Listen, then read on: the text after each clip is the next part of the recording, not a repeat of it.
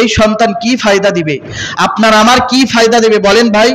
এই সন্তান আপনার আমার কি ফায়দা দেবে মৃত্যুর পরে? মুমিন তো এই কাজ করতেই পারে না যে সন্তান শুধু বড় বানায় রেখে দেয়, সম্পদের লোভ ধরায় সম্পদ তার জন্য গুছায়ে মারা যাবে, কবরের কাছে দাঁড়ানো সেই যোগ্যতা সন্তানের নাই। এমন সন্তান বানায় কি কোনো লাভ আছে? কথা কয় না কেন? কোনো লাভ আছে? একটু চিন্তা করেন, দেখেন তো এখন তো দুনিয়ার হাল দেখছেন, কবরস্থানে কয়জন এসে দাঁড়ায় বলেন? আর আপনার সন্তান যদি হাফেজে কোরআন হয়, হাফেজ হতে বলছি এমনটা নয়, মাওলানা হতে বলছি এমনটা নয়, বরং যদি দিনের শিক্ষা দেন, দিন বুঝান, স্কুলে পড়ুক, ইঞ্জিনিয়ার হোক, ডক্টর হোক, সবকিছু আমাদের দরকার, বিজ্ঞানী হোক, সবকিছু হোক, বড় লাইনে থাকুক, সবকিছু হয়ে যদি দিন মানতে পারে, যদি ওসি ডিসি এসপি হতে পারে, তাহলে মুসলমানদের লাভ না ক্ষতি?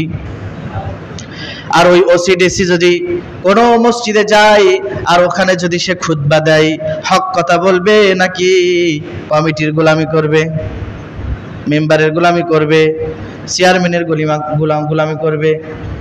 কারণ ও একদিক থেকে ওসি ডিসি, আবার ইমাম, দিনের জ্ঞান আছে, খুতবা পড়তে পারে, ওয়াজ করতে পারে, তাহলে সে দিন প্রচার করবে যতটা, আর আমরা লক্ষ হুজুর যদি দিন প্রচার করি অত ফায়দা হবে না। তাহলে শিক্ষা দেওয়ার দরকার আছে না? সব শিখান, দিনের বুঝটা দেন, দিনের বুঝটা একটু দেন।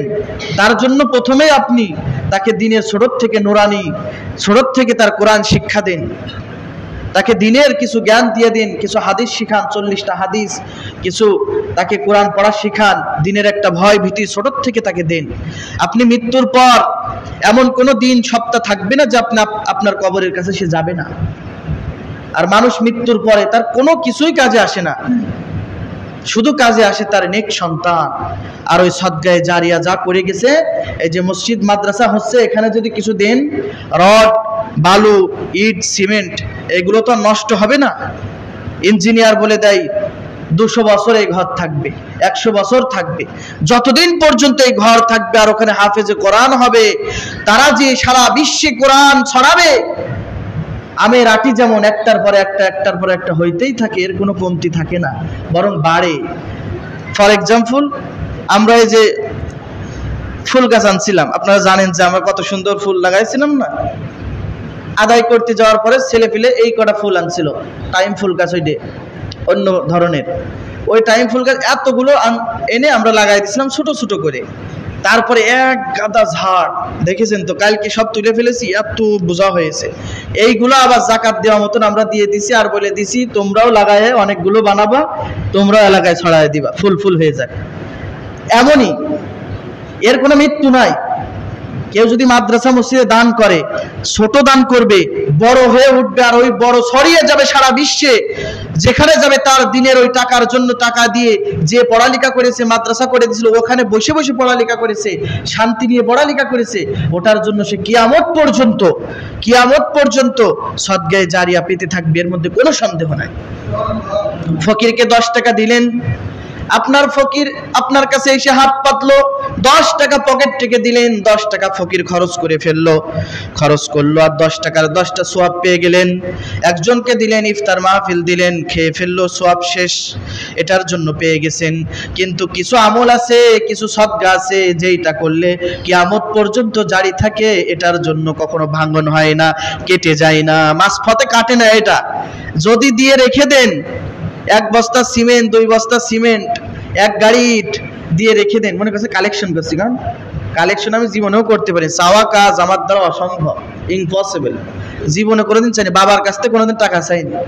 এরকম আমি নিজে ছোট থেকে হাফেজ হওয়ার পর থেকেই এখানে ওখানে নামাজ কালাম পড়ায়, তখন তো আমি এই নিজের খরচ নিচেই, বরং বাড়ি আরো দিই। আমি চাওয়া কাজ আমার না, কালেকশন করছি না, একটু ওয়াজ করছি আপনাদের কিছু। আজকে যেহেতু জুমার শেষ জুমা, এই জুমায় দান করা, 27 দিন দান করা, মা বোনরা যারা শুনছেন, আপনারা এখনই গোসল টোসল করে আপনারা ফ্রেশ হয়ে বসে যান, নামাজ পড়ে আমরা এই যে আলোচনা করছি এই অনুযায়ী আপনারা দান করবেন, নিয়ে আসবেন। ইনশাল্লাহ আজকে মাইকে দেওয়া হবে, মসজিদেও দোয়া হবে, ইনশাল্লাহ কবরস্থানেও দোয়া হবে, বলেন ইনশাল্লাহ দোয়া হবে।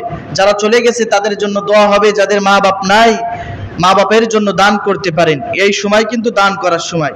রমজান মাস দান করলে 70 গুণ বেশি, আবার সদকায়ে জারিয়া হিসেবে কিয়ামত পর্যন্ত পাবেন। এমনও কিন্তু হবে না, সামনে কিন্তু এমন হবে না যে আমাদের মাদ্রাসার কোনো কাজে এত বড় কাজে লাগছে। হয়তো আপনার মাদ্রাসা প্লাস্টার করব, বালি এরকম মেরে দিতে হবে, বালি কেনার জন্য দিলেন, 1 বছর পরে বালি যাবে খুশি, আপনার সোয়াবও যাবে খুশি, কথা কয় না। আর ছাদে যদি আপনি দেন রড আর সিমেন্ট, ওইটা কি খসে পড়বে, কথা কয় না। রং কেনার জন্য দিলেন, তো ওইটা আপনার রং দিয়ে দিলেন, রং খসে পড়ে যাচ্ছে, আপনার সোয়াবও পড়ে যাচ্ছে ওইভাবে।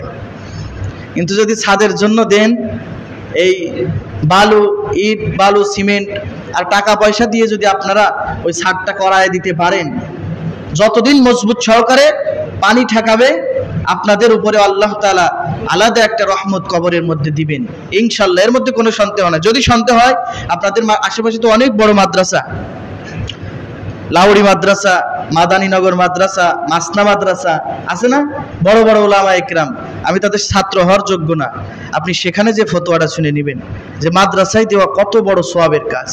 মসজিদে যাওয়ার চাইতেও মাদ্রাসায় দেওয়ার সওয়াব বেশি, কারণ ওখান থেকে হাফেজে কোরআন বের হবে, ওরা যে আর এক জায়গায় খেদমত করবে, ওদের ছাত্র বের হবে, ওরা জায়গায় আর এক জায়গায় খেদমত, শেষ হবে? কোনোদিন শেষ হবে? কোনোদিন শেষ হবে? আপনার বাড়িতে আম গাছ আছে, ওই আম গাছ কিছু আম দিয়ে দিলেন, বাড়ি পাঠাই দিলেন ঢাকায়, আপনার মেয়ের বাড়ি, মেয়ে আম খেয়ে আঠিগুলো ফেলাই রাখলো, ওখান থেকে চারা হলো, বড় হয়ে গেল, ওইটা আবার লাগা আর এক জায়গায়।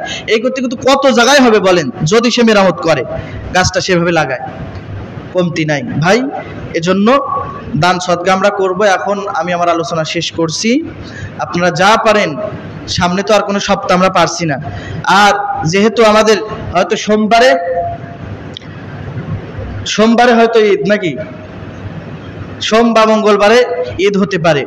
ঈদের কিছু সুন্নাহ আছে, সেদিন ফজরের নামাজটা জামাতে পড়া, যেদিন ঈদ হবে ফজরের নামাজটা জামাতে পড়া। শুধু সেদিন না, প্রত্যেকটা দিন আমরা নামাজ সুন্দরভাবে পাবন্দি সহকারে পড়বো। সে তৌফিক আল্লাহ আমাদের প্রত্যেক ভাইকে দান করুক, আমিন। ওয়া আখিরু দাওয়ানা আনিল হামদুলিল্লাহি রাব্বিল আলামিন।